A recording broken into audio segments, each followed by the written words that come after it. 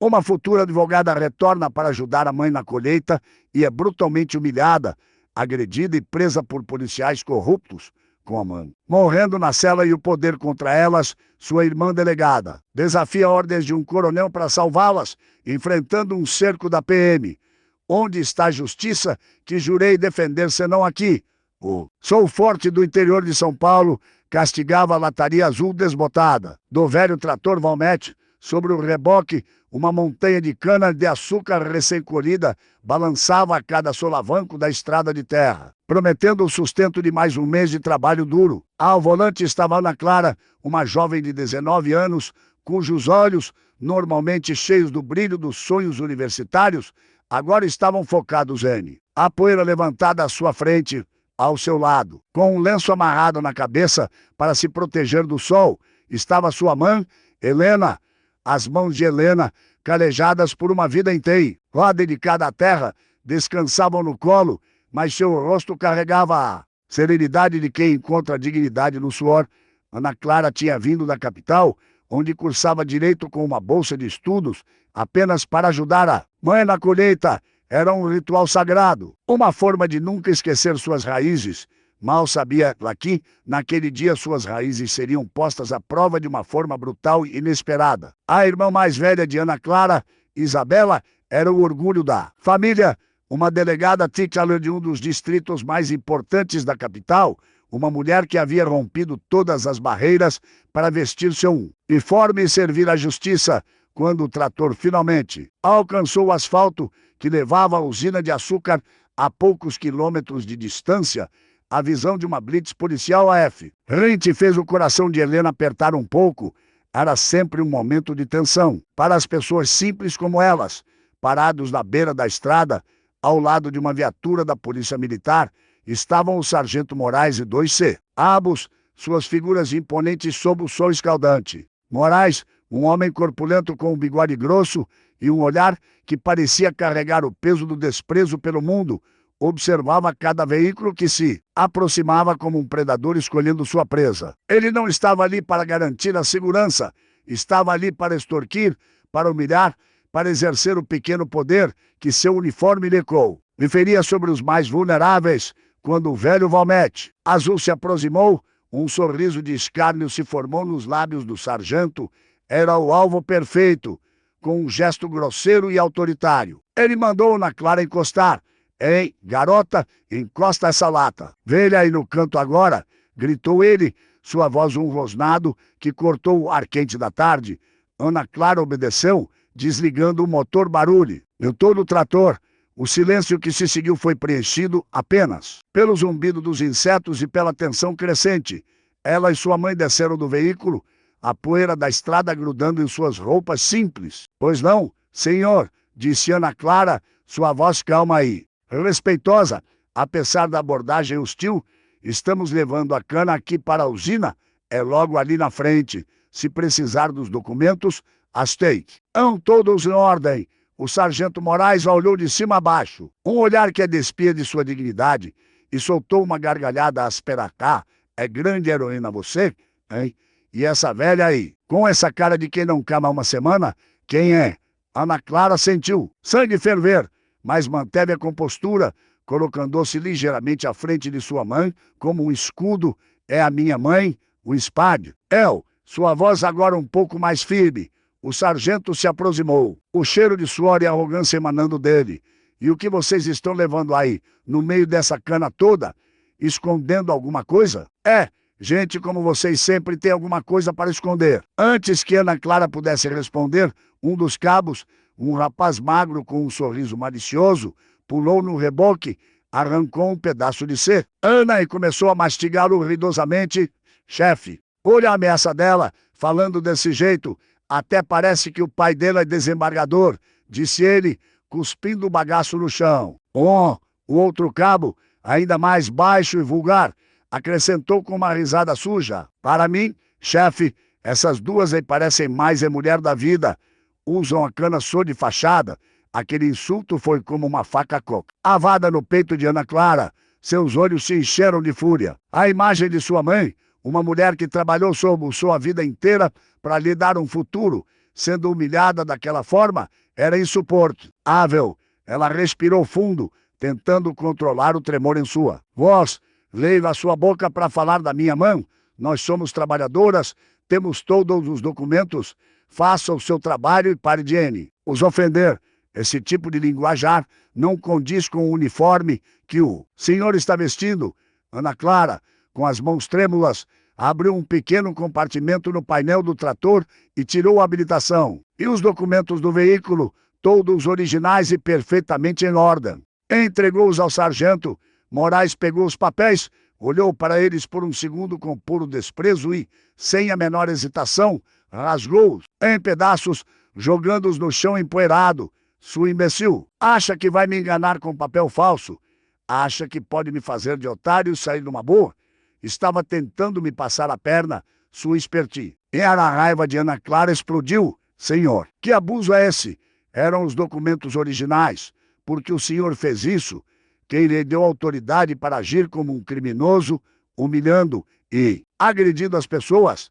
Antes que ela pudesse terminar a frase, a mão pesada do sargento Moraes cortou o ar e atingiu seu rosto com uma força brutal. O som do tapa ecoou pela estrada, abafam. De todos os outros ruídos, um silêncio mortal se instalou. A cabeça de Ana Clara foi jogada para o lado, a ardência se espalhando por sua bochecha. Lágrimas quentes brotaram em seus olhos. Não apenas pela dor, mas pela humilhação profunda. Uma filha, cuja irmã era uma delegada de polícia naquele mesmo estado, estava sendo agredida e desonrada por bandidos vestindo a farda que sua irmã tanto honrava. Dona Helena soltou um grito de dor e correu em direção à filha. Porque você bateu na minha filha, seu monstro? Você não sabe em quem você levantou a mão? O sargento a empurrou com violência, fazendo-a tropeçar e quase cair. Cala a boca, sua velha mendiga. Se falar mais um pio, vai levar o mesmo que ela. Os dois cabos riram, uma risada diabólica que ecoava a crueldade da cena. É isso aí. Estava se achando a valentona. Acabou a marra, não é? O sangue de Ana Clara fervia. Seu punho se fechou. Seu braço se ergueu instintivamente para revidar o tapa. Mas parou no meio do caminho. Ela sabia que reagir fisicamente só pioraria a situação, transformando de vítima em agressora. Aos olhos daquela lei distorcida, uma pequena multidão de curiosos já se formava na beira da estrada, motoristas que haviam parado para ver o que estava acontecendo. Ninguém, no entanto, tinha coragem de intervir, de desafiar a autoridade armada e corrupta. Do meio da multidão, um jovem rapaz deu um passo à frente. Sargento, isso está errado. O senhor não pode tratar as pessoas assim, disse ele com a voz um pouco trêmula. Moraes se virou para ele, os olhos injetados de ódio. E quem é você, moleque? Ela é sua por acaso? Para você estar defendendo? Some daqui antes que sobre para você também. O rapaz recuou intimidado. O sargento então se virou novamente para as duas mulheres e gritou: já chega de show. Joguem essas duas dentro da viatura, levem para a delegacia. Lá eu vou ensinar para elas o que é o poder da polícia. Dona Helena chorava baixinho enquanto Ana Clara abraçava dentro do camburão, quente e abafado, enquanto o carro da polícia partia, deixando para trás o trator com sua carga de sonhos e suor. Ana Clara olhava pela pequena janela gradeada. Seu rosto estava silencioso, mas em seu coração uma fogueira de indignação havia sido acesa. Aquela humilhação não seria esquecida. Ela não sabia como, mas sabia que aqueles homens pagariam pelo que fizeram. A viagem até a delegacia foi curta, mas pareceu uma eternidade. Ao chegarem, o sargento Moraes desceu da viatura, estufando o peito e torcendo o bigode, como um conquistador voltando da batalha. Jogue essas duas no xadrez, ordenou ele aos cabos. Até de manhã toda essa arrogância vai ter sumido. Aí vamos ver quem elas são de verdade. Com mais empurrões, mãe e filha foram levadas para uma cela escura e fétida nos fundos da delegacia. A pesada porta de ferro se fechou com um barulho metálico e final, trancando-as na escuridão. O som do soluço de Dona Helena ecoava nas paredes sujas. Um lamento de desespero e medo. O que aqueles policiais cruéis não imaginavam, no entanto, era que lá fora uma tempestade se formava. Uma tempestade com nome, cargo e poder que, se recebesse o menor Sopro daquele abuso teria força não apenas para destruir suas carreiras, mas para virar suas vidas inteiras de cabeça para baixo. Dentro da cela, Helena se agarrou à filha. Minha filha, onde eles nos trancaram? O que vai ser de nós agora? Ana Clara abraçou com força, sentindo as próprias lágrimas finalmente escorrerem por seu rosto. Não se preocupe, mãe, vai ficar tudo bem. É só por um tempo, vai passar. Mas então, Ana Clara notou algo aterrorizante.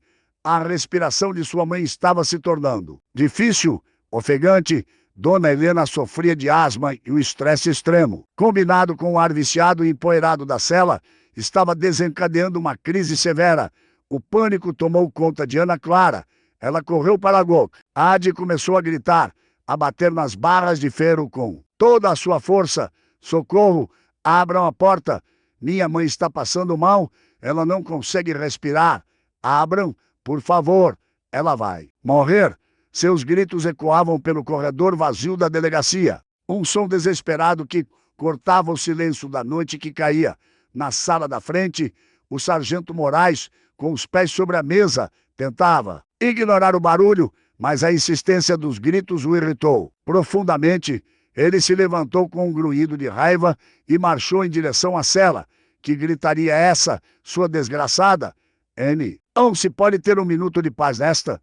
Ao chegar à cela, ele viu Ana Clara, o rosto banhado em lágrimas, agarrada às grades. Por favor, minha mãe está muito mal. Ela tem asma. Tire lá daqui. Ela precisa de ar, de um hospital. Moraes olhou para dentro. Viu Dona Helena encolhida no chão, lutando por cada sopro de ar, e um sorriso cruel se espalhou por seu rosto. Deixa essa velha morrer. E, de qualquer forma, já não devia faltar muito para ela bater as botas. Que diferença faz um dia a mais, um dia a menos? O amor por sua mãe era a força mais primal e inabalável de sua existência, e ouvir aquele homem sentenciar sua vida com tanto desdém fez o mundo ao seu redor desaparecer. Num movimento que nasceu das profundezas de sua alma, sua mão voou pelo espaço que a separava, e com um estalo seco e retumbante, acertou em cheio o rosto do sargento Moraes. Por um instante eterno, o tempo congelou. O sargento ficou paralisado, não tanto pela dor, mas pelo choque absoluto da audácia. A mão em sua bochecha formigando, os olhos arregalados de incredulidade. Nenhum dos cabos se moveu, petrificados pela cena. Naquele silêncio denso, o único som era o chiado desesperado que vinha do peito de Dona Helena. Então, a realidade voltou como um maremoto. Uma fúria bestial tomou conta dos olhos de Moraes. Ele agarrou os cabelos de Ana Clara com uma força brutal, arrancando um grito de dor da garganta da jovem. Sua desgraçada! Rosnou ele, o rosto a centímetros do dela, o hálito azedo de cachaça barata invadindo suas narinas. Você acabou de assinar sua sentença de morte. Dona Helena, vendo a cena, tentou se levantar, gritando com a pouca força que lhe restava. Larga a minha filha, deixa ela em paz, seu covarde. Mas sua voz era um sussurro perdido. N. A tempestade de ódio do sargento. Moraes ignorou a mulher caída e começou a arrastar Ana Clara para fora da cela, puxando-a pelos cabelos. As unhas dela arranhavam o chão de cimento sujo, tentando em vão encontrar um ponto de apoio. Ele a arrastou pelo corredor, mal iluminado, passando pela mesa de plantão, onde os dois cabos agora desviavam o olhar, cúmplices silenciosos daquela barbárie. Ele levou até uma pequena sala nos fundos, um antigo almoxarifado, que cheirava a mofo e papéis velhos. Com um empurrão violento, ele a jogou para dentro. Ana Clara caiu de joelhos no chão empoeirado, o impacto fazendo-a ofegar, antes que ela pudesse se recuperar. Ele entrou, trancou a porta por dentro e se virou para ela, o peito subindo e descendo com uma raiva descontrolada. Você não faz ideia. Daí em que se meteu, garota, disse ele. A voz baixa e ameaçadora. Ninguém, nunca, em todos os meus anos de serviço, levantou a mão para o sargento Moraes. Vocês, essa sua gente, acham que podem desafiar a autoridade? Acham que são alguma coisa? Vocês não são nada. São baratas que a gente pisa e joga fora. Ana Clara se levantou, o corpo dolorido, mas os olhos faiscando de desafio. O que o senhor está fazendo é crime. É abuso de autoridade, sequestro, cárcere privado, disse ela, cada palavra afiada como uma lâmina, sua mente de estudante de direito, buscando no conhecimento uma arma contra a força bruta. O senhor não tem o direito de me manter aqui, nem de maltratar minha mãe. Moraes soltou uma gargalhada gutural, um som feio que ecoou na pequena sala. Direito? Lei? Quem você acha que é a lei? Aqui, sua otária, sou eu. E você? Você vai me ensinar a lei? Você que mal sabe limpar a própria bunda. Lá fora, no corredor, os gemidos de Dona Helena continuavam, mas agora eram mais fracos, mais espaçados, um som que apunhalava o coração de Ana Clara a cada inspiração. Ela podia ouvir o esforço terrível de sua mãe para puxar o ar, e o desespero começou a corroer sua coragem. Seus olhos se encheram de lágrimas. Ela caiu de joelhos diante do sargento, o orgulho se desfazendo diante do amor pela mãe. Por favor, e implorou, a voz quebrada, eu peço perdão, faça o que quiser comigo, mas deixe a minha mãe sair, leve ela para um hospital, ela vai morrer, por favor, ela é tudo o que eu tenho. O sargento olhou para aquela figura ajoelhada, para o rosto manchado de lágrimas e poeira, e sentiu uma onda de poder sádico. A humilhação dela era o seu troféu. Ele se inclinou, pegou o queixo dela com força. Saia obrigou a olhá-lo nos olhos. Morrer, deixa morrer. Menos uma boca inútil para o governo alimentar, um peso a menos na terra. Cada palavra foi um golpe físico. A mulher que a criou, que sacrificou tudo, que trabalhou de sol a sol para que ela pudesse ter um futuro, reduzida a um fardo, a um nada. Naquele abismo de desespero, uma imagem surgiu em sua mente, clara e poderosa como um relá. Um pago, o rosto de sua irmã Isabela, no dia de sua formatura. Como delegada de polícia, a postura impecável, o olhar firme, o orgulho na voz ao fazer o juramento de servir e proteger a lei. Uma força nova, fria e cortante percorreu as veias de Ana Clara. As lágrimas secaram. O medo deu lugar a uma fúria calculada.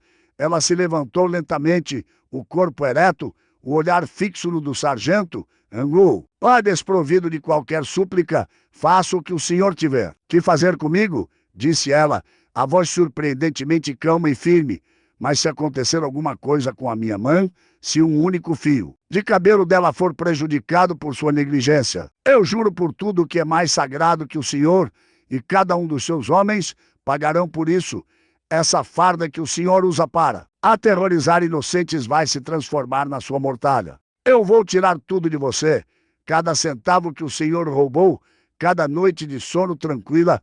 O senhor vai passar o resto da sua vida mais ável desejando nunca ter cruzado o nosso caminho. O sargento Moraes a encarou por um segundo, surpreso pela mudança súbita, e então ele explodiu em uma gargalhada ainda mais alta e debochada que a anterior. Ele se jogou para trás, batendo na própria coxa.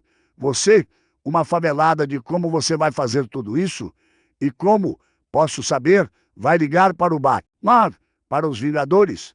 Essa sua mãe moribunda vai ressuscitar e me processar. Ele se aproximou novamente, o rosto contorcido em um esgar de desprezo. Deixa eu te explicar como o mundo funciona, sua ignorante. Eu sou o sistema, tenho amigos, tenho contatos. Juiz, promotor, coronel. Ninguém vai acreditar numa palavra sua contra a de um sargento da polícia militar. Ninguém se importa com gente como vó. Agora a sua velha vai morrer e não há nada que você possa fazer a respeito. E eu vou me certificar de que você se lembre desta noite pelo resto da sua vida.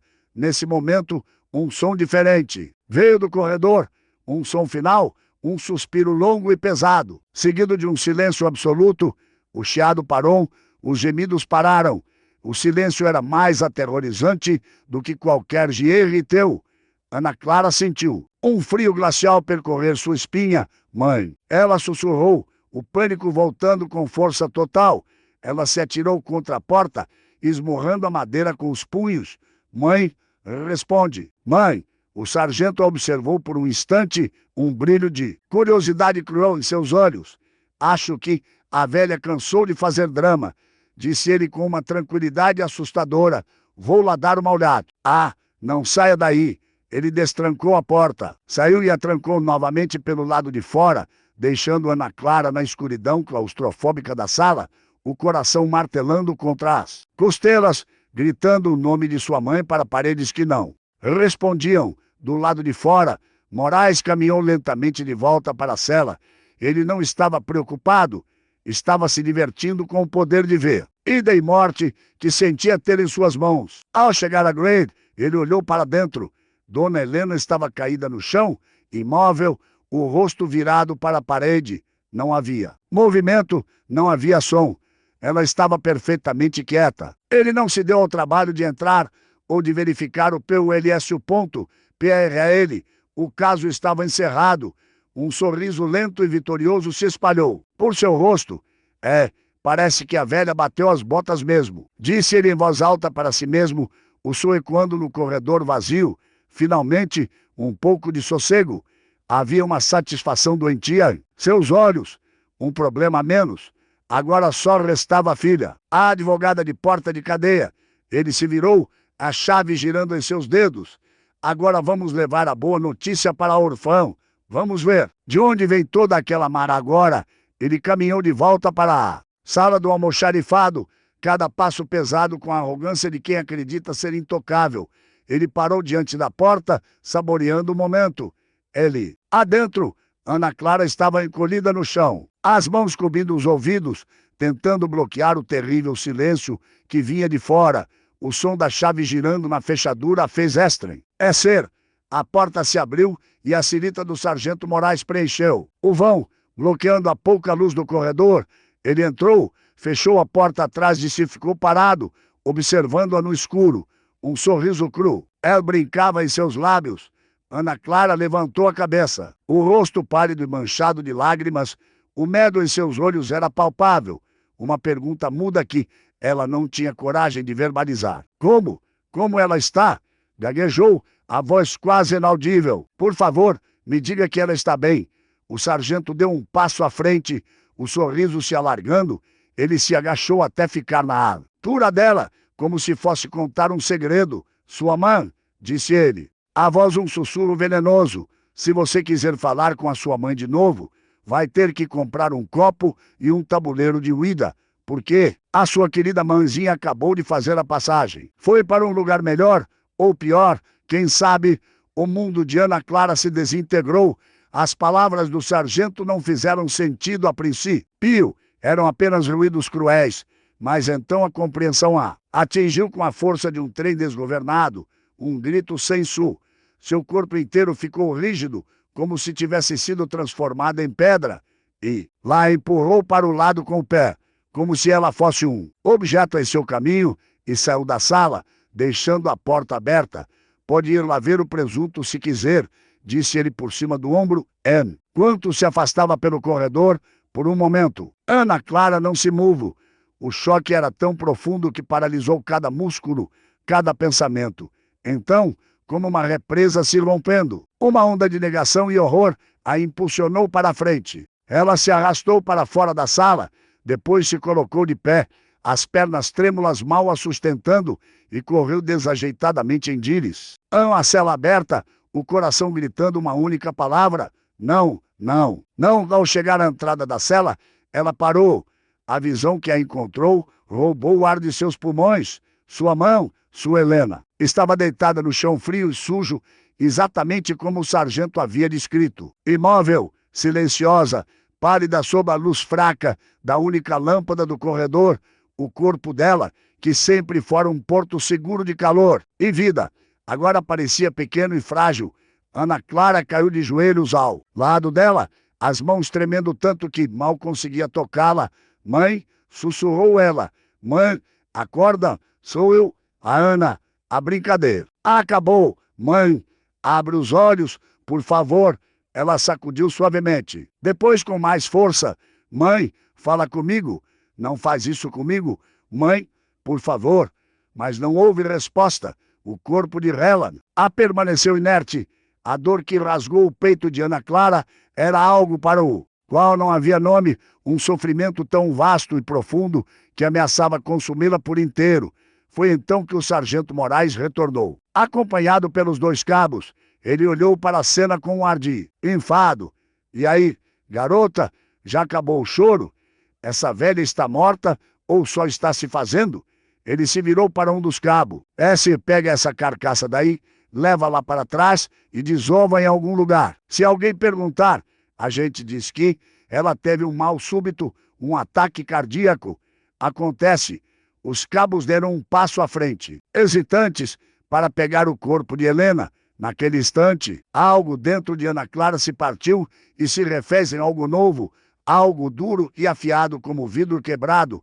Ninguém encosta um dedo na minha M. Gritou ela, a voz rouca de dor e fúria, colocando-se de forma protetora sobre o corpo de Helena. Ela se virou para o sargento, os olhos ardendo com o fogo que o fez recuar instintivamente. Com um movimento rápido, ela agarrou o colarinho da farda dele. Eu vou fazer você pagar por isso, sibilou ela. Vou fazer com que você e seus cachorros conheçam um tipo de inferno que nem imaginam que existe. Você vai apodrecer na cadeia. Moraes, surpreso pela força dela, a empurrou com violência. Me solta, sua louca, ameaçando uma autoridade. Isso só piora. Sua situação. Vai reclamar para quem? Pro Papa, pro presidente? Eles são todos farinha do mesmo saco que eu. Ninguém vai te ouvir.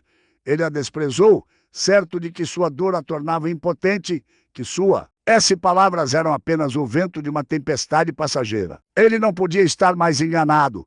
Enquanto Ana Clara chorava sobre o corpo frio de sua mão, a dor se misturando a uma resolução de aço, uma fraca, quase imperceptível lufada de ar, escapou dos lábios. De Dona Helena, um som minúsculo, um gemido, que era pouco mais que um sopro. A cabeça dela se move 1 milímetro. Os cílios tremeram. Por um segundo, Ana Clara pensou ter imaginado. Ela parou de chorar, prendendo a respiração. Mão, ela chamou. A esperança, uma chama frágil e trêmula em meio à escuridão. Mãe, você está me ouvindo?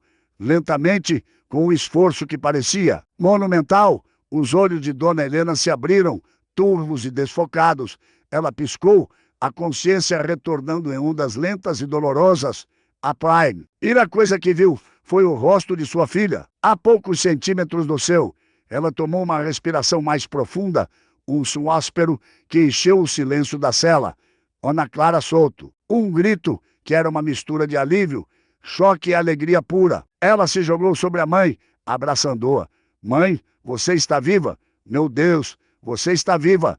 O sargento Moraes e seu cabos ficaram paralisados, os rostos uma máscara de espanto e, pela primeira vez, de medo genuíno, a arrogância do sargento se desfez, substituída por uma descrença gaguejante. Mas como? A velha, elastente. A viva! Ele forçou uma risada, mas o som saiu oco e nervoso. Bem, parece que você é mais dura na queda do que eu pensava, hein, vovó? Não tem problema. Agora eu vou ter o prazer de fazer as duas apodrecerem juntas nesta cela pelo resto da vida. Mas era tarde, demais para bravatas. Longe dali, em um apartamento na capital, uma luz se acendia na escuridão. A delegada Isabela, irmã mais velha de Ana. A Clara olhava para o relógio na parede. Passava da meia-noite. Ela tentava ligar para a mãe e para a irmã horas, desde o final da tarde, mas as chamadas caíam direto na caixa postal. Um mau pressentimento, frio e insistente, apertava seu coração. Isabela, uma mulher acostumada a lidar com o pior da natureza humana, sabia que aquele silêncio não era normal. Sua mãe nunca deixava o celular descarregar e Ana Clara sempre retornava às suas ligações. Algo estava muito errado. A luz fria do abajur na mesa de cabeceira era a única testemunha da ansiedade crescente da dela. Egada Isabela, em seu apartamento moderno e minimalista na capital, um mundo de concreto e vidro que ficava a centenas de quilômetros das plantações de cana de sua infância, o silêncio era pesado, quebrado apenas pelo tic-tac de um relógio de parede. Eram quase 11 da noite. Ela andava de um lado para o outro em seu tapete felpudo, o celular na mão, se tornando um objeto de tortura. A tela mostrava a mesma mensagem frustrante. Caixa postal. De novo e de novo, sua mãe, Helena, uma mulher de hábitos simples e rotina previsível, nunca deixaria o celular ficar sem bateria. E Ana Clara, sua irmã mais nova, a estudante de direito cheia de vida, era grudada no aparelho, como a maioria dos jovens de sua idade. O silêncio delas não era natural, era um grito de alerta que voava nos instintos mais profundos de Isabela, afiados por anos. Investigando o que é de pior na natureza humana, um nó de gelo se formava em seu estômago, uma sensação que ela conhecia bem. O presságio de que algo terrível havia acontecido, ela parou de andar. Respirou fundo e tentou pensar com clareza, como uma delegada, não como uma filha e irmã apavorada.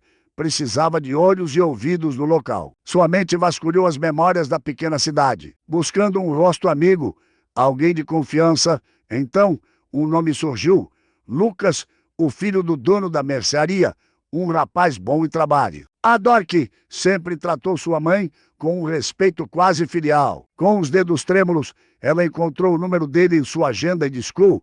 A chamada foi atendida no segundo toque. Alô? A voz do outro lado era jovem e sonolenta. Lucas, aqui é a Isabela. Filha da dona Helena, disse ela, tentando manter a voz firme. Houve um momento de silêncio, seguido por uma mudança de tom. Doutora, Isabela, que honra. Aconteceu alguma coisa? A senhora está bem? O título de doutora soava estranho, vindo de alguém que a viu crescer de pés descalços, mas ela não tinha tempo para formalidades.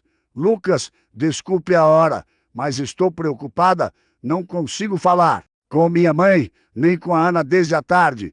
Você poderia fazer um favor enorme para mim?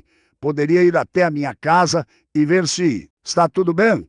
Claro, doutora, sem problemas. Vou agora mesmo, respondeu ele, a preocupação genuína em sua voz.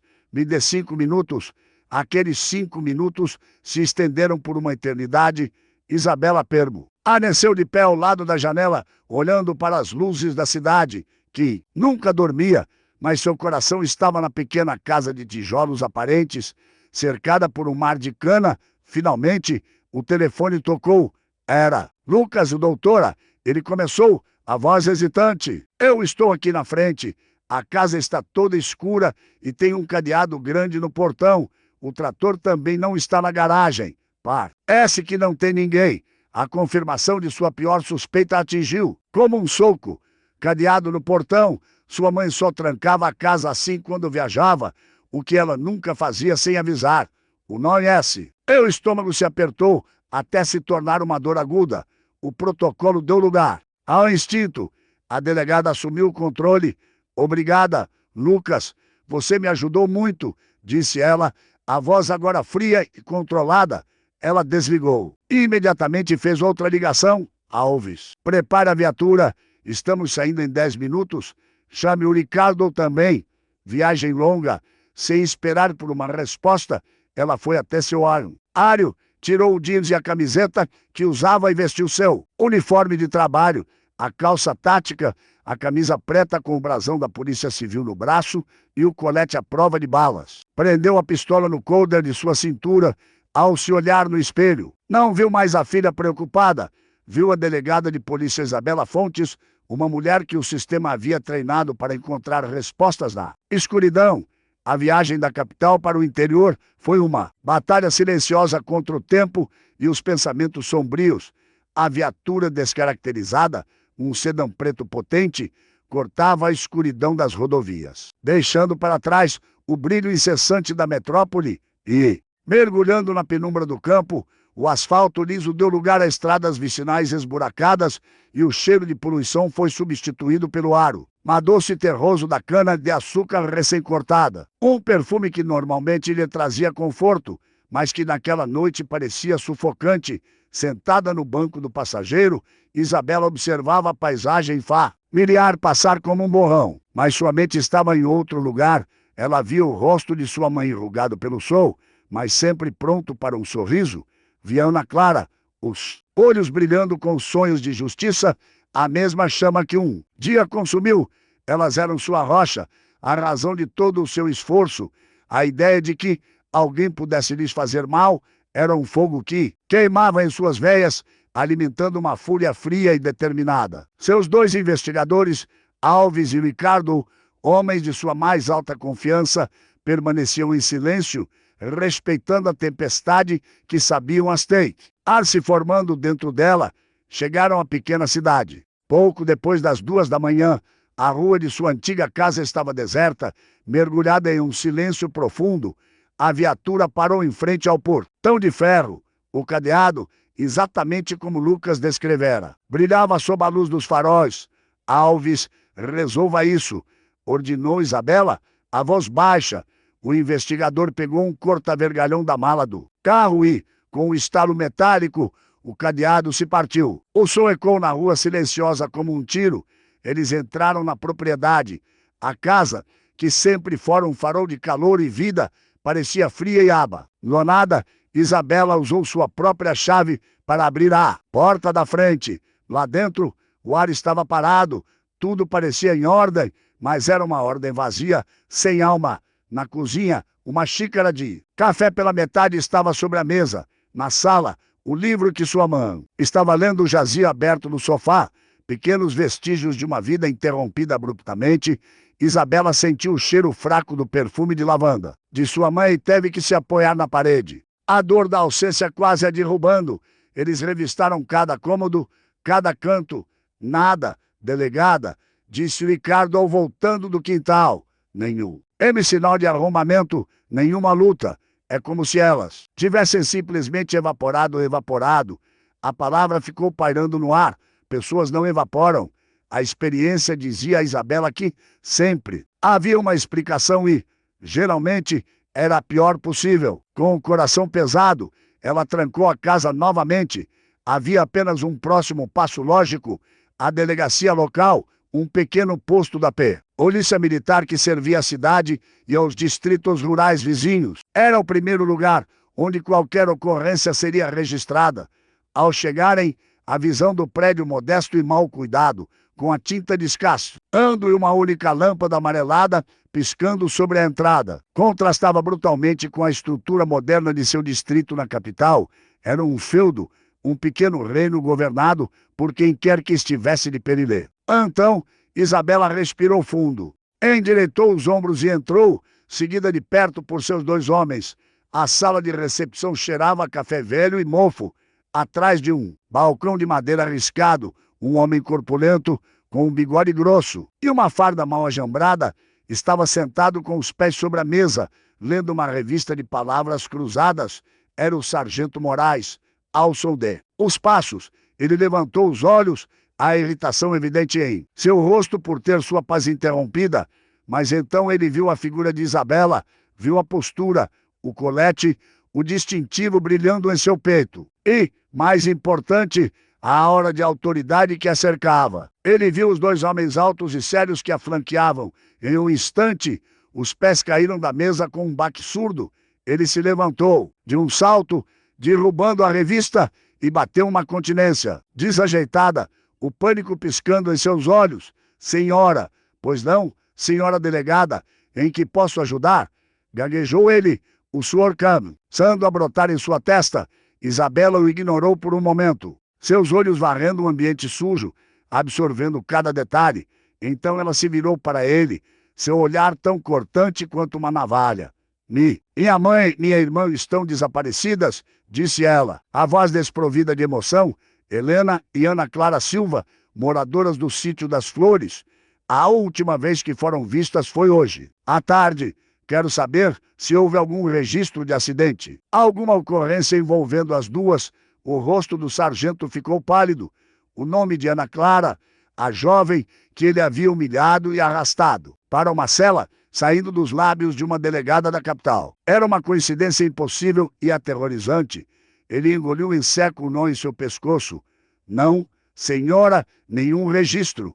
O dia foi tranquilo por aqui, sem acidentes, sem nada. Sua tentativa de parecer calmo foi um fracasso total. Suas mãos tremiam levemente. Isabela estreitou os olhos. Seu instinto de investigadora gritava que aquele homem estava mentindo. O medo dele era palpável, quase denso o suficiente para ser tocado. Tranquilo, tem certeza, sargento?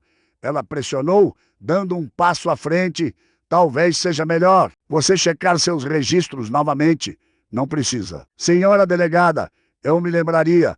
Uma ocorrência com a família Silva, disse a senhora. Eu lembraria, com certeza, ele não. Insistiu, a voz uma oitava mais alta. Isabela o encarou por um longo momento, o silêncio se esticando. Talvez uma foto ajude a refrescar sua memória, disse ela, pegando o celular do BULS. Com o polegar, ela navegou rapidamente pela galeria. A cada segundo, o suor escorria mais livremente pelo rosto do sargento Moraes. Ele podia sentir o olhar pesado dos dois investigadores sobre ele, como se fossem lobos, esperando o momento de atacar. Aqui está, disse Isabela, virando a tela para ele.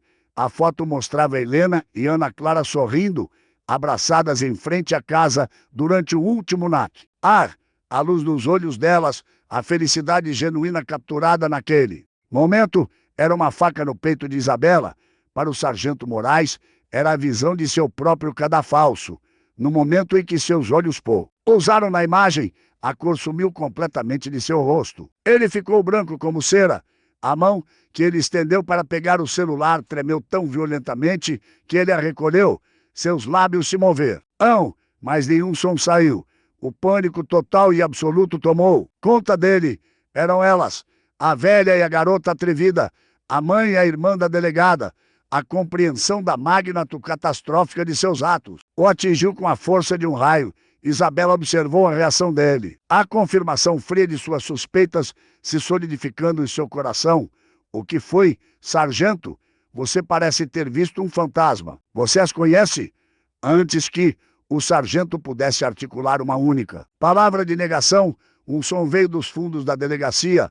Um som baixo, abafado por paredes grossas, mas inconfundível para uma mão ou uma irmã. Era um gemido de dor, um gemido feminino, fraco, mas carregado de sofrimento. O som fez o sangue de Isabela gelar. Seus olhos, que estavam fixos no sargento aterrorizado, se ergueram lentamente, mirando o corredor escuro de onde o som havia vindo. Seu corpo ficou tenso, cada músculo pronto para a ação. A delegada desapareceu e, em seu lugar, surgiu a leoa protegendo suas crias. Sua voz, quando falou, era perigosamente calma. Um silêncio que precede a tempestade. Sargento, disse ela, sem piscar. Que barulho foi esse?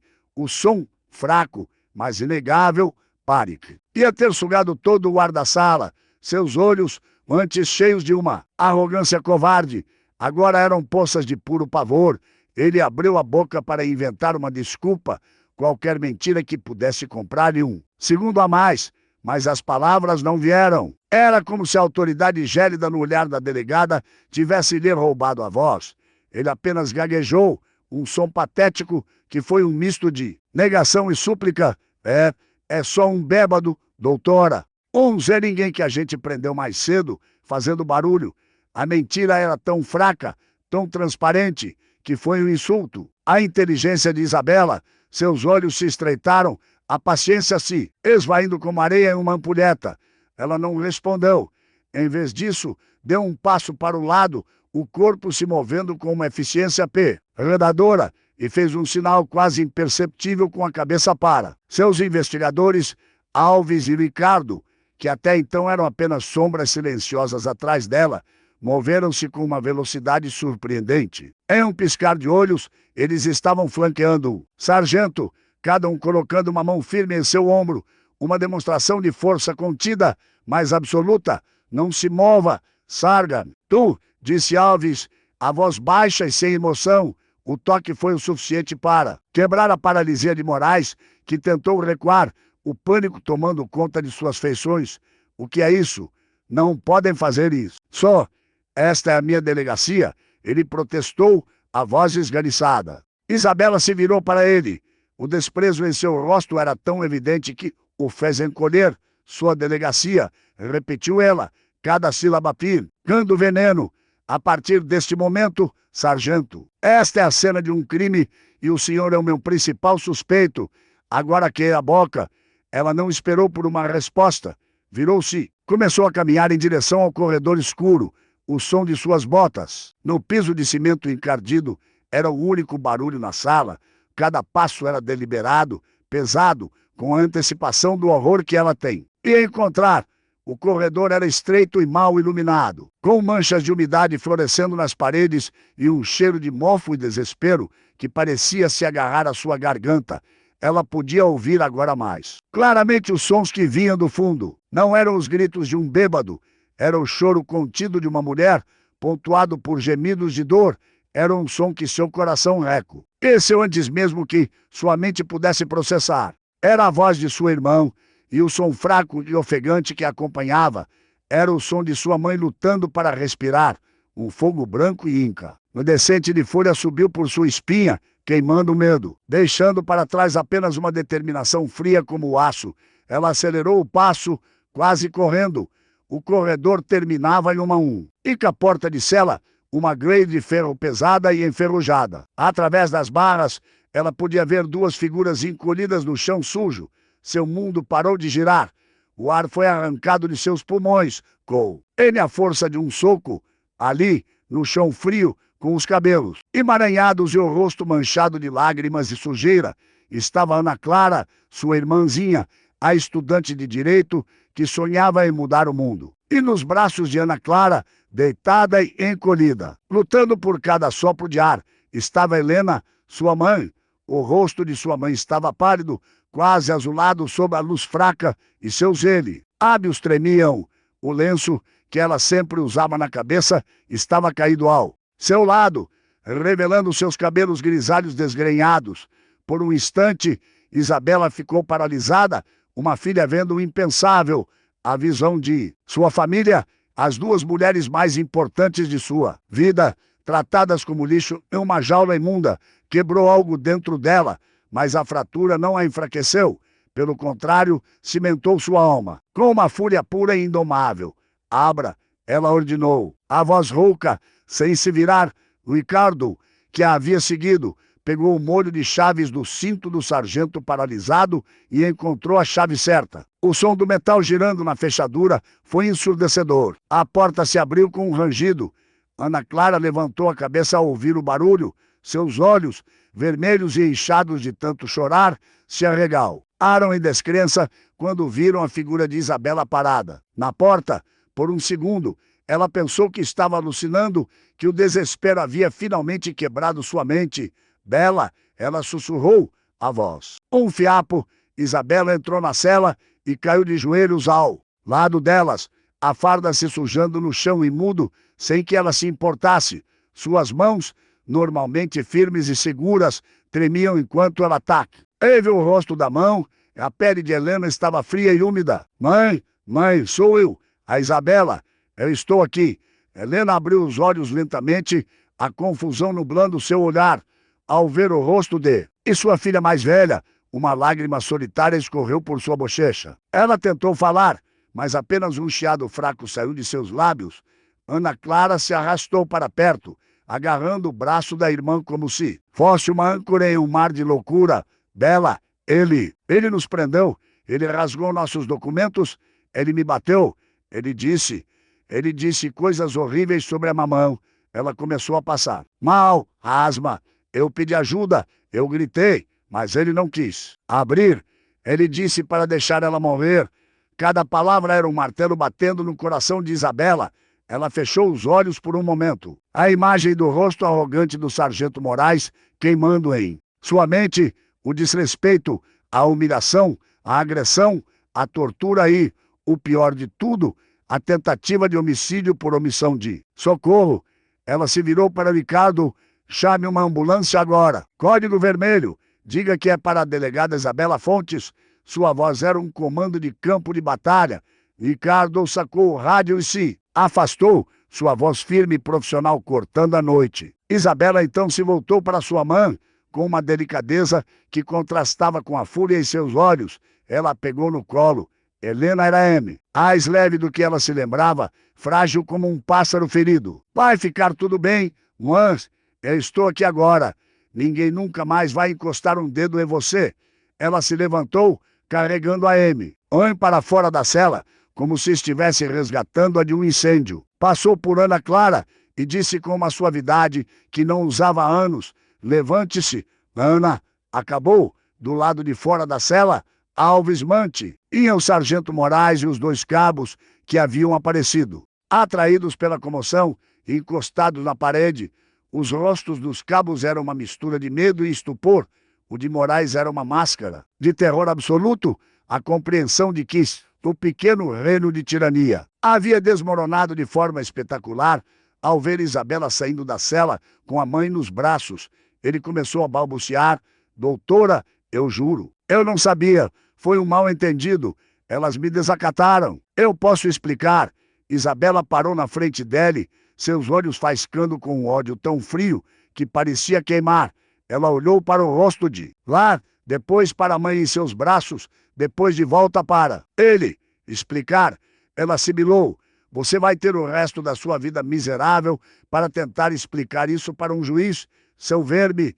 Ela continuou andando em direção à saída para o ar fresco da noite, onde as sirenes da ambulância já podiam ser ouvidas à distância, um som de salvação se aproximando.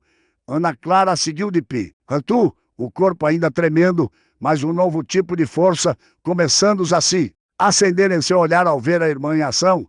Os paramédicos chegaram correndo, assumindo o cuidado de Helena com eficiência. Enquanto eles a colocavam em uma maca e preparavam oxigênio, Isabela se virou e caminhou de volta para dentro da delegacia. Arleu havia levado seus filhotes para a segurança. Agora ela voltava para a caça. Ela parou a 1 metro de distância do sargento Moraes. Os dois cabos olhavam para o chão, evitando seu olhar. Moraes tremia incontrolavelmente. Alves chamou: Isabela? A voz calma e mortal: sim, delegada, desarme esses 3. O comando foi tão simples e tão devastador que Moraes soltou um som estrangulado: doutora, por favor, pela minha família, eu tenho filhos. O apelo por misericórdia apenas alimentou o desprezo de Isabela. Minha família está a caminho de um hospital por sua causa. Você deveria ter pensado na sua antes de decidir brincar de Deus com a vida dos outros. Alves, com uma expressão impassível, aproximou-se do primeiro cabo, um rapaz jovem que parecia prestes a chorar, e retirou a pistola de seu coldel com um movimento treinado. O cabo não ofereceu resistência. O segundo, igualmente aterrorizado, entregou sua arma sem ser solicitado. Então, Alves parou na frente de Moraes. O sargento hesitou por um segundo, o último vestígio de sua autoridade se agarrando ao metal frio de sua arma. Alves apenas o encarou, esperando, com um suspiro de derrota que pareceu esvaziar todo o seu corpo. Moraes lentamente retirou a pistola do coldel e a entregou. O gesto foi sua rendição final. Mas Isabela não havia terminado nem de longe. Agora, continuou ela, a voz cortando o silêncio tenso: tire as fardas deles. A ordem foi um choque. Desarmá-los era protocolo. Humilhá-los daquela forma era algo pessoal. Era justiça. Moraes olhou para ela, a incredulidade e o desespero lutando em seu rosto. Doutora, não uma farda. Não, é a minha hora. Isabela soltou uma risada curta e sem alegria, um som feio e cortante. Honra, você não saberia o que é honra, nem se ela o mordesse. Você e seus capangas usaram esse uniforme para humilhar, extorquir e quase matar 2 mulheres inocentes. Essa farda não é um símbolo de honra para vocês, é um disfarce de covarde. E a festa fantasia acabou. Tirem! Alves e Ricardo se entreolharam por uma fração de segundo e depois cumpriram a ordem. Eles começaram a despir os homens, não com violência, mas com uma eficiência fria e metódica que era ainda mais humilhante. Tiraram seus cinturões, suas botas e os obrigaram a desabotoar as camisas grossas da PM, expondo as camisetas brancas suadas por baixo. Em poucos minutos, os 3 homens que antes aterrorizavam a estrada com o poder de seus uniformes estavam ali, descalços e semi-espidos, reduzidos a figuras patéticas e impotentes, sob a luz amarelada da delegacia. Agora, disse Isabela, dando um passo à frente até que estivesse a centímetros do rosto de Moraes, ela podia sentir o cheiro de seu medo. Vocês 3 estão presos em flagrante por abuso de autoridade, lesão corporal, sequestro, cárcere privado e tentativa de homicídio. Vocês não têm direito a um telefonema. Vocês não têm direito a nada, exceto o direito de apodrecerem na mesma cela imunda onde vocês jogaram a mina. A família, ela se virou para Alves, algêmeos. Levei-os para a cela e tranque a porta. O som das algemas de metal se fechando nos pulsos do sargento Moraes ecoou pela sala. Era um som de finalidade, um som de retribuição, enquanto ele era empurrado em direção ao seu novo lar, o mesmo corredor escuro que ele governava com punho de ferro. Ele olhou para trás uma última vez para Isabela, a mulher que ele havia subestimado. A família que ele havia desprezado era agora sua juíza, seu júri e seu carrasco. Ela o observou ser levado, o rosto uma máscara de granito, sem nenhum traço de triunfo, apenas o peso frio e pesado da justiça sendo feita. A noite ainda não havia acabado. A batalha legal seria longa, mas ali, naquele pequeno posto policial esquecido por dias, a balança havia virado, o poder havia mudado de mãos, de forma brutal e definitiva, e para o sargento Moraes e seus homens, o inferno estava apenas começando. A porta da cela se fechou com um som metálico e oco, um eco perverso do barulho que havia aprisionado sua mãe e sua irmã horas antes. O sargento Moraes, agora despojado de sua farda e de sua arrogância, olhou através das grades com olhos vazios, a realidade de sua queda finalmente se instalando. Lá fora, o som agudo da sirene da ambulância se afastava, levando consigo as duas mulheres que ele havia tentado quebrar. Isabe lá permaneceu no corredor por um longo momento, o corpo vibrando com a adrenalina e a fúria que ainda não haviam se dissipado. O cheiro de mofo da delegacia parecia agora o cheiro da podridão que ela viera expurgar ao seu lado. Ana Clara estava encolhida, o choque dando lugar a um tremor que sacudia todo o seu corpo. Isabela a envolveu com um braço, puxando-a para Ratão. O gesto era ao mesmo tempo protetor e um pedido silencioso de força. Acabou, Ana. Eles não vão mais machucar ninguém, sussurrou, a voz mais suave do que ela mesma esperava. Mas ambas sabiam que não havia acabado. Era apenas o começo. Do lado de fora, a noite quente e úmida do interior parecia cúmplice do silêncio que se seguiu. Isabela acompanhou a irmã até a viatura descaracterizada, onde Ricardo, seu investigador, já esperava. Levei-a para o hospital. Fique com ela e com a minha mãe. Não saia do lado delas por nada, entendeu? Ninguém entra naquele quarto sem a minha autorização expressa.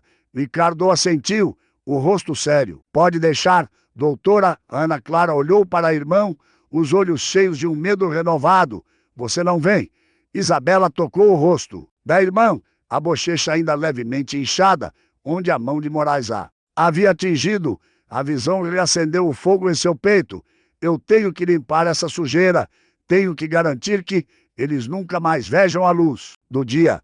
Vá, cuide da mamãe, seja forte. Com o carro de Ricardo se afastando, Isabela se viu sozinha com Alves, em frente à pequena delegacia. A lâmpada amarelada piscava sobre e a cabeça, atraindo mariposas em um balé frenético. Ela respirou fundo, forçando a filha apavorada a recuar e a delegada de polícia a assumir o controle total. Alves, quero este lugar à sala. É uma cena de crime. Quero que você fotografe tudo. A sala onde a Ana foi mantida, a mesa do sargento. Recolhe os pedaços dos documentos que ele rasgou. Cada fibra de papel é uma prova. E ligue para a Corregedoria da Polícia Militar. E informe que 3 de seus homens foram presos em flagrante por mim, delegada Isabela Fontes da capital, pelos crimes de sequestro, abuso de autoridade, lesão corporal e tentativa de homicídio. Quero uma equipe aqui ao amanhecer. Suas palavras eram secas, mas de uma eficiência inabalável. Alves apenas assentiu e começou a trabalhar.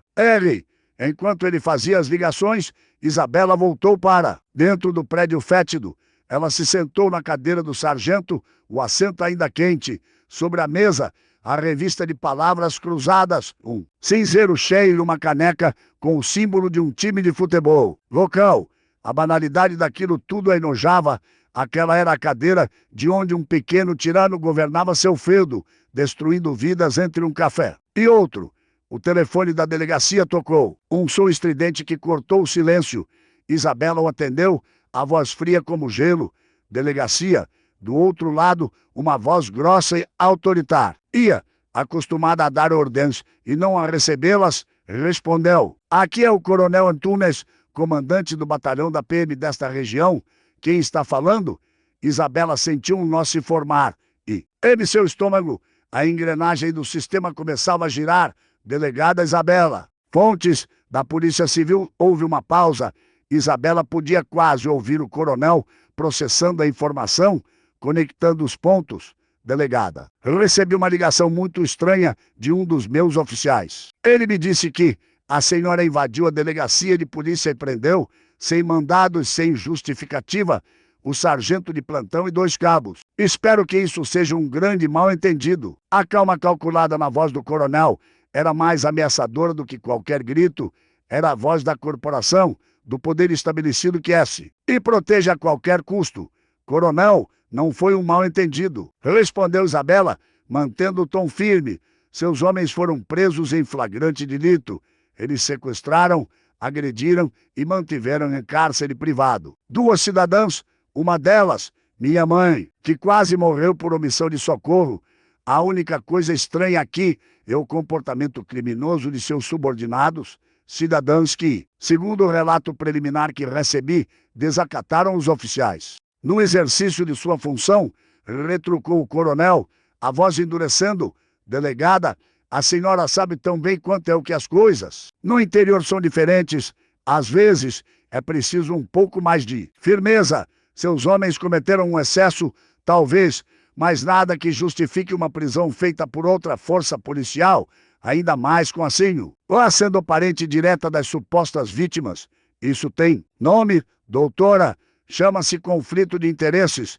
Isabela sentiu o sangue subir ao rosto. Ele estava tentando virar o jogo, transformá-la de aplicadora da lei em uma justiceira movida por vingança. Pessoal, conflito de interesses. Coronel, meu interesse é pela justiça. E o senhor, qual é o seu interesse? Proteger bandidos que vi. Tem a mesma farda que o senhor? A corregedoria já foi acionada. Seus homens serão ouvidos. As provas serão apresentadas e eles serão condenados. A senhora está cometendo um erro grave, delegada, disse o coronel Antunes, a ameaça agora aberta. A senhora está na minha área de atuação, mexendo com os meus homens. Eu sugiro, para o bem da sua carreira e da harmonia entre e as instituições, que a senhora reconsidere. Solte os meus homens. Podemos resolver isso internamente com uma punição administrativa. Não precisamos de um escândalo. Isabela soltou uma risada curta e ama. Harmonia. Não existe harmonia quando um lado da balança está coberto de sangue e corrupção. Seus homens não vão a lugar nenhum, a não ser para a frente de um juiz. E se o senhor tentar interferir neste processo, eu vou garantir que o seu nome seja incluído no inquérito por obstrução de justiça. Passe bem, coronel.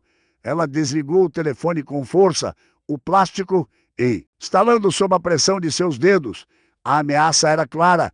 Ela não estava mais lutando contra 3 policiais corruptos. Estava lutando contra uma instituição inteira, um sistema projetado para se autoproteger.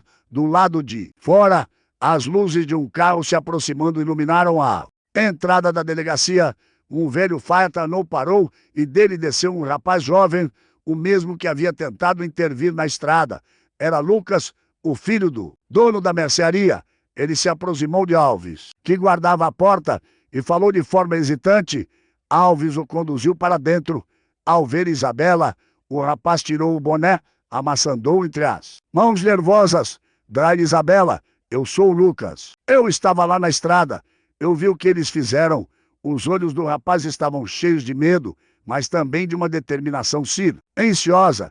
Ele era a testemunha que ela precisava, a peça que podia desmontar qualquer narrativa de desacato que o coronel tentasse construir.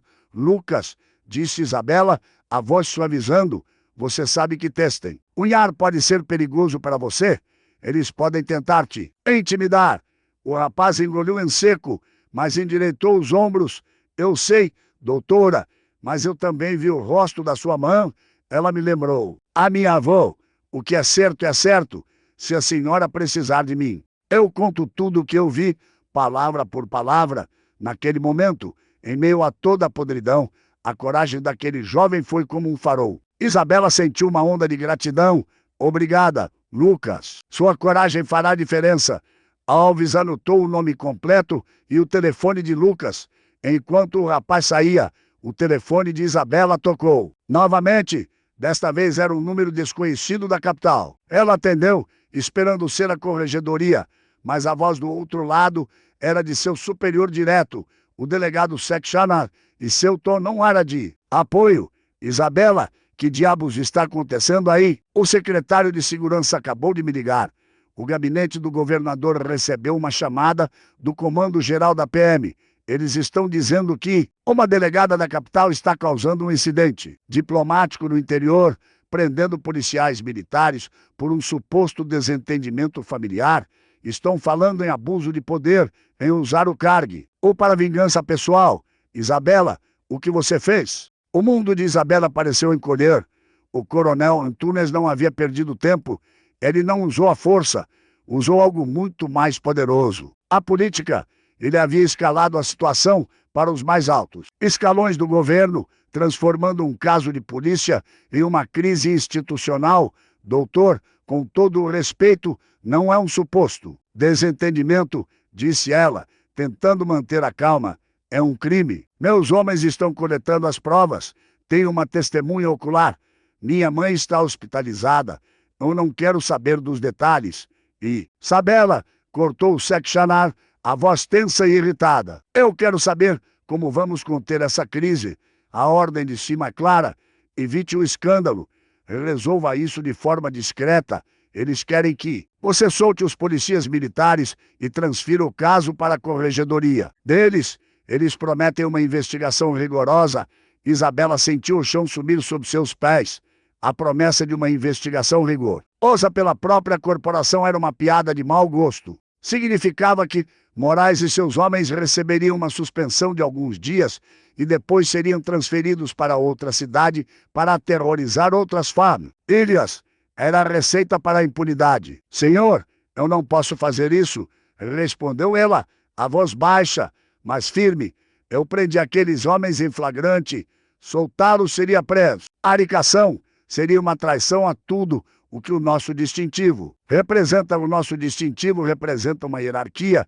Isabela, e você está recebendo uma ordem. A voz de seu chefe subiu de tom. Eu estou tentando proteger a sua carreira. Você está sozinha. Aí contra a máquina da PM. Você vai ser esmagada. Eles vão te acusar de tudo. Vão desenterrar cada erro que você já com. Então, não vale a pena. Solte os homens. Um silêncio pesado caiu sobre a linha. Isabela olhou ao redor daquela sala imunda, o palco do horror que sua família viveu. Ela pensou na mão de sua mãe, fria em seu toco. E pensou nos olhos aterrorizados de Ana Clara. Pensou na coragem de Lucas. Soltar aqueles homens não era apenas uma ordem ilegal, era uma traição à sua própria alma. Ela tomou uma decisão. A decisão que definiria não apenas sua carreira, mas quem ela era como pessoa. Senhor, disse ela, a voz calma e resoluta, cada palavra pesando uma tonelada. A resposta é: não, eu não vou soltar. Luz, se o sistema quer me esmagar por fazer o meu trabalho, que tente. Mas eles não vão sair daqui, não enquanto eu estiver viva e respirando. Antes que seu chefe pudesse responder, ela desligou. O clique do telefone encerrando a chamada soou como uma declaração de guerra. Ela estava sozinha. Sua própria instituição, pressionada pela política, estava ali virando as costas.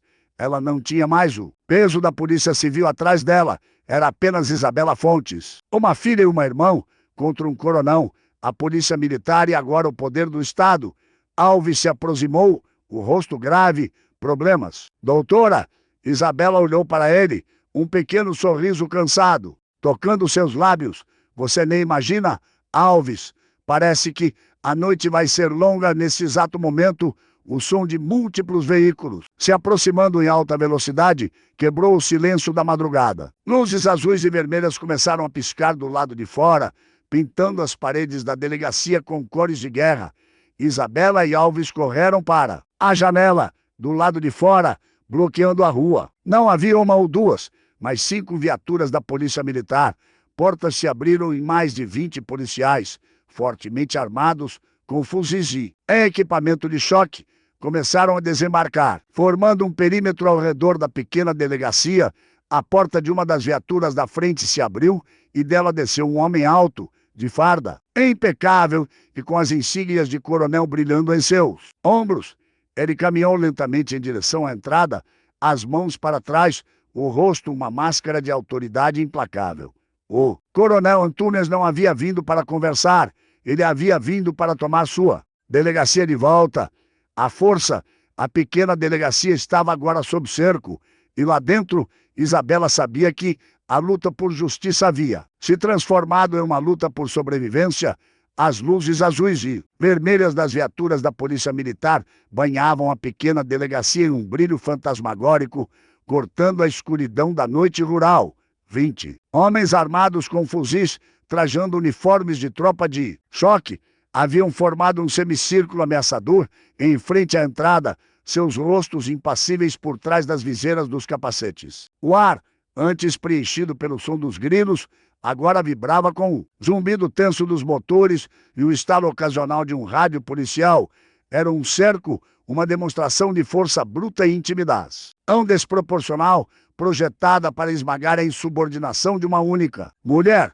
O coronel Antunes caminhava lentamente em direção à porta, a postura ereta, a farda engomada parecendo uma armadura. Ele não era um policial vindo resolver uma situação, era um senhor Filda, vindo reprimir uma rebelião em seu território. Isabela observou da janela, o coração batendo forte contra o colete à prova de balas. Não de medo, mas de uma fúria gelada. Ao seu lado, Alves, seu fiel investigador, verificou a munição de sua pistola com um movimento calmo e profissional. São muitos deles, doutora, disse ele, a voz baixa. O que a gente faz? Isabela se afastou da janela, o rosto uma máscara de determinação. A gente faz o nosso trabalho, Alves. A gente defende a lei. O coronel parou na porta, aberta, a silita imponente contra as luzes piscantes. Ele não entrou, apenas ficou ali, o olhar varrendo o interior decrépito da delegacia, pulsando em Isabela com uma mistura de desprezo e irritação. Delegada Fontes, começou ele, a voz ressoando com a autoridade de quem nunca foi contrariado. Essa palhaçada acabou. Meus homens estão aqui para escoltar o sargento Moraes e os cabos de volta para a custódia da Polícia Militar. O senhor e seus investigadores estão livres para retornar à capital. Considere isso um ato de boa-fé para evitar um conflito maior. Isabela deu um passo à frente, parando a poucos metros dele. A diferença de tamanho e força era evidente, mas a autoridade em seus olhos era inabalável. Coronel, com todo o respeito, seus homens não vão a lugar nenhum. Eles foram presos em flagrante por crimes hediondos. O lugar deles é em uma cela, aguardando o devido processo legal, não sob a proteção de uma corporação que eles desonraram. O coronel soltou uma risada curta, sem humor. Devido processo? Delegada, não seja ingênua. A senhora está numa delegacia com apenas 2 homens, cercada por 20 dos meus melhores. A senhora não está em posição de ditar os termos. Estou lhe dando uma saída honrosa. Pegue, ou as consequências serão desagradáveis para a sua carreira. Claro, a ameaça velada pairou no ar, densa e perigosa.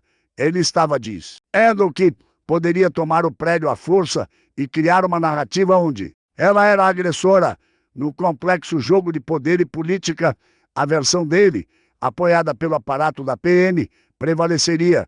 A única coisa desagradável aqui, coronel, é a sua tentativa de obstruir a justiça. Para proteger criminosos, retrucou Isabela, a voz firme. Se o senhor e seus homens derem mais um passo para dentro deste prédio sem um mandado judicial, todos serão presos por invasão e cumplicidade. Eu garanto ao senhor que, mesmo que me matem aqui dentro, as provas que já coletei e o testemunho que já registrei entrarão o seu caminho até a imprensa e o Ministério Público. O senhor pode ganhar a batalha hoje, mas o seu nome e sua carreira estarão acabados amanhã. Um brilho de fúria passou pelos olhos de Antunes. A audácia dela era inacreditável. Ele estava prestes a dar a ordem, a forçar a situação, quando um novo som cortou a noite. Não era o som de sirenes, mas o ronco de um motor diesel diferente, acompanhado pelo brilho de faróis que não eram azuis nem vermelhos. Uma van branca, com o logotipo de uma grande emissora de televisão estampado na lateral, dobrou a esquina e parou bruscamente a poucos metros o bloqueio policial. As portas se abriram e uma equipe de reportagem saltou para fora. Um cinegrafista com a câmera no ombro, um técnico de som com um microfone longo e uma repórter de rosto conhecido que imediatamente começou a falar para a câmera com um cerco policial como pano de fundo. O rosto do coronel Antunes se transformou, a máscara de autoridade implacável rachou, revelando um lampejo de pânico. Ele se virou para um de seus homens, sibilando. Quem chamou a imprensa? Descubra agora. Isabela trocou um olhar rápido com Alves, que deu um sorriso mínimo, quase imperceptível. Antes de ligar para a corregedoria, ele havia feito outra chamada para um contato antigo na imprensa. Era a apólice de seguro dele, a arma final em um arsenal que não dependia de balas. Mais informação. A chegada das câmeras mudou tudo. A situação deixou de ser um confronto de força bruta em uma estrada rural esquecida e se tornou uma crise de relações públicas. Em potencial, transmitida ao vivo para milhões de lares. O poder havia mudado de mãos. Isabela aproveitou o momento. Com a postura ereta e o rosto sereno, ela caminhou para fora da delegacia. Passa. Andou pelo coronel atônito e indo diretamente em direção a repórter. As luzes da câmera se focaram nela e o microfone foi estendido em sua direção. Doutora Isabela Fontes, o que está acontecendo aqui? Perguntou a repórter. Temos informações sobre um grande confronto entre a Polícia Civil e a Militar. Isabela olhou diretamente para a lente da câmera, sabendo que suas palavras seriam sua arma mais poderosa. Não há confronto nenhum, disse ela, a voz clara e ressoante. O que está acontecendo aqui é a aplicação da lei. 3 policiais militares foram presos em flagrantes da noite por sequestro, agressão, abuso de poder e por quase causarem a morte de uma senhora idosa ao negar socorro. Não, como delegada de polícia, cumpriu o meu dever de prendê-los. A presença massiva da polícia militar aqui não é para cooperar com a justiça, mas sim uma tentativa clara de intimidar a polícia civil e obstruir a investigação para proteger seus próprios homens corruptos. A pergunta a que a população deve fazer esta noite é: a quem a polícia serve? A lei aos cidadãos ou a si mesma? A declaração foi uma bomba direta, factual e devastadora. Ela não era mais uma delegada isolada, era defensora do povo contra um sistema corrupto. E a câmera era sua testemunha. O coronel Antunes, vendo a narrativa escapar de suas mãos, tentou intervir, aproximando-se com um sorriso forçado. Isso é um absurdo, uma interpretação distorcida dos fatos, começou ele, mas era tarde demais. As câmeras agora se viravam para ele, capturando seu desconforto, sua hesitação. Aí, imagem de 20 homens armados cercando uma delegacia para resgatar 3 colegas presos por tortura era indefensável. O cerco havia se tornado um desastre de relações públicas.